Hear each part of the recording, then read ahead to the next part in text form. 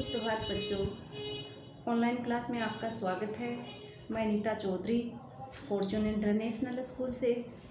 तो बच्चों, हमने कृपाराम खिड़िया द्वारा लिखे गए राजियारे जो सोरठे हैं वो 10 सोरठे हमने पढ़ लिए थे। आज हम उनके आगे के जो सोरठे हैं वो पढ़ते हैं। देखो, 11 नंबर का सोरठे है, पाटा पीड़ उपाव तन लाग्या तरवारिया, वहे जीवरा घाव रति न ओखद राजिया। पीड़ का अर्थ होता है बच्चों पीड़ा, कष्ट।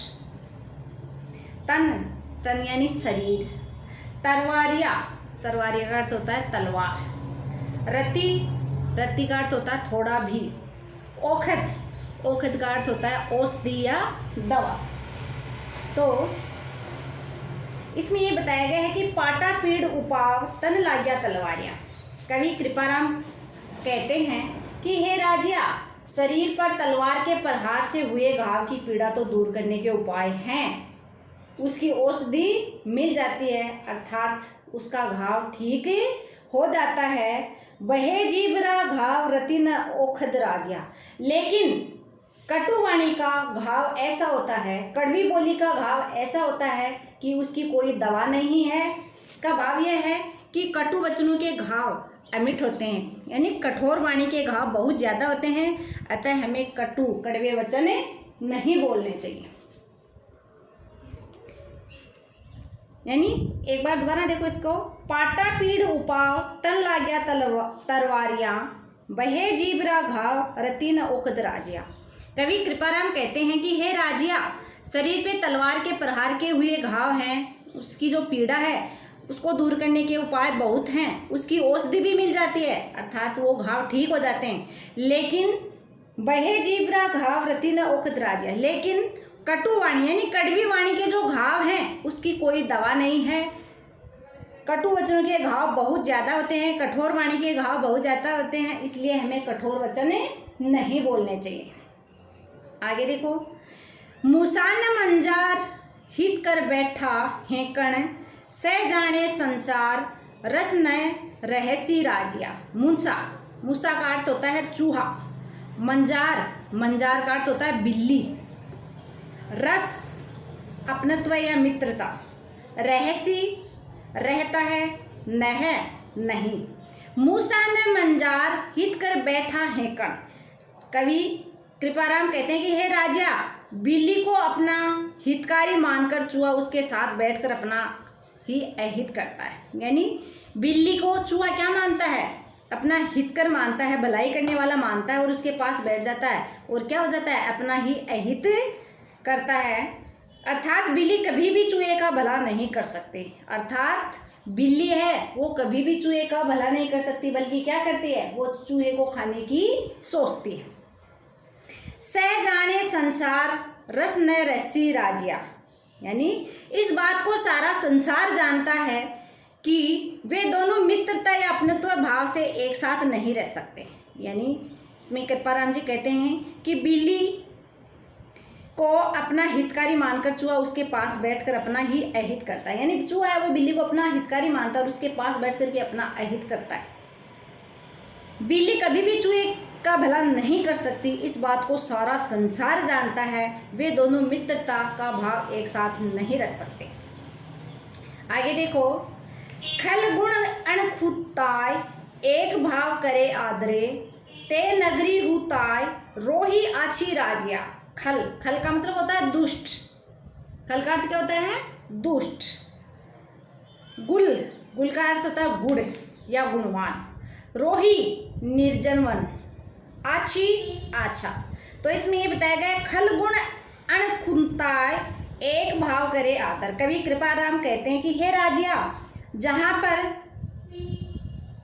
भूसी और गुड़ में कोई भेद न मानकर, मतलब इसमें ये बताया गया है कि गुड़ और जो चारे की बनी हुई भूसी होती है उसमें कोई अंतर न मानकर दोनों एक भाव से बेचे जाते हैं। यानी चारा है वो जैसे गुड़, गन्ने से गुड़ बनता है, गन्ने का जो चारा है और गुड़, उन दोनों में कोई भेद न मानकर दोनों को एक ही भाव बेचा जाता है। वैसे ही दुष्ट जनों तथा गुणशील जनों को एक दृष्टि से आदर दिया जाता है। ऐसे स्थान पर या ऐसे नगर में रहने से तो निर्जर वन में रहना अच्छा माना गया है। यानी इसमें ये क्या बताया गया है, खल गुण अण खुंताय एक भाव करे आदर। यानी गुड़ किससे बनता है, गन्ने से। गन्ने का जो चारा होता है और गुड़, उन दोनों को एक ही भाव में बेचा जाता है, दोनों को समान माना जाता है। वैसे ही दुष्ट जनों और गुणवान लोगों को एक ही दृष्टि से आदर दिया जाता है, एक ही दृष्टि से आदर किया जाता है। ऐसे स्थान या ऐसे नगर में रहने से तो अच्छा है कोई निर्जन स्थान यानी सुनसान वन में रहना ही अच्छा होता है। घन घन सांबल घाय न फूटे पहाड़ निवड़, जड़ कोमल भिद जाए राय पड़े जद राजिया। घन, घन का मतलब होता है ज्यादा, घन बड़ा या थोड़ा जैसे औजार, साबल लोहे की सबल, नह यानी नहीं, निवड़ यानी कठोर, राय का अर्थ होता है दरार, भिद जाए का मतलब होता है भेदा जाता है या फोड़ा जाता है। तो इसमें ये बताया गया है घन घन सांबल घाय न फूटे पहाड़ निवर। कवि कृपाराम खिड़िया कहते हैं कि हे राजिया, कठोर पहाड़ पर घन और संबल से काफी प्रहार करने पर भी वह नहीं फूटता है, नहीं टूटता है। अर्थात पहाड़ को फोड़ना कठिन होता है। जड़ कोमल भिद जाए राय पड़े जद राजिया, परंतु यदि इसमें दरार पड़ जाए तो तब यह आसानी से फोड़ा जा सकता है। अर्थात दरार पड़ने से कठोर पहाड़ को आसानी से फोड़ सकते हैं। यानी कवि कृपाराम खिड़िया कहते हैं कि कठोर पहाड़ को हथौड़े के प्रहार से फोड़ना या तोड़ना बहुत कठिन है, लेकिन इसी पहाड़ में अगर दरार पड़ जाए तो उसको आसानी से फोड़ा जा सकता है। दरार पड़ने से कठोर पहाड़ को आसानी से तोड़ सकते हैं, फोड़ सकते हैं। आगे देखो लास्ट, पै मीठा कर पाक जो इमृत सींची जिए, उर कड़वाई आँख रंच न मुके राजिया। पै, पै का मतलब होता है दूध, पाक पकाना, अमृत, अमृत, अमृत का अर्थ होता है अमृत, उर हृदय, आँख आंकड़ा, रच यानी थोड़ा भी, मुके यानी त्यागना। पै मीठा कर पाक जो इमृत सींची जिए। कवि कृपाराम खिड़िया कहते हैं कि हे प्रिय सेवक राजिया, कौन था, कृपाराम उसको अपने सेवक को कह रहे हैं, राजिया के नाम से संबोधित कर रहे हैं कि हे प्रिय सेवक राजिया, आंकड़े को दूध और मीठा मिलाकर खूब पकाया जाए, इससे अमृत भी सींचा जाए तो भी आंकड़ा अपने अंदर के कड़वापन को जरा भी नहीं त्याग सकता।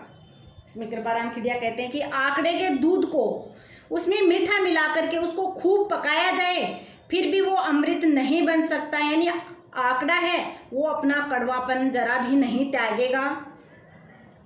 और कड़वाई आँख रचना मुके राजा, अर्थात आंकड़े को जितना भी मीठा बनाने का प्रयास करो वह कड़वा ही रहता है, क्योंकि ये उसका जातिगत स्वभाव है। यानी दुर्जन, इसमें ये दिया गया है कि दुर्जन की चाहे जितनी भी सहायता करो, जितना भी उसके अनुकूल बनाने की कोशिश करो, फिर भी वह अपने हृदयगत यानी अपने कटु स्वभाव को नहीं त्यागता है। उसका आचरण है सदा वैसा का वैसा ही रहता है।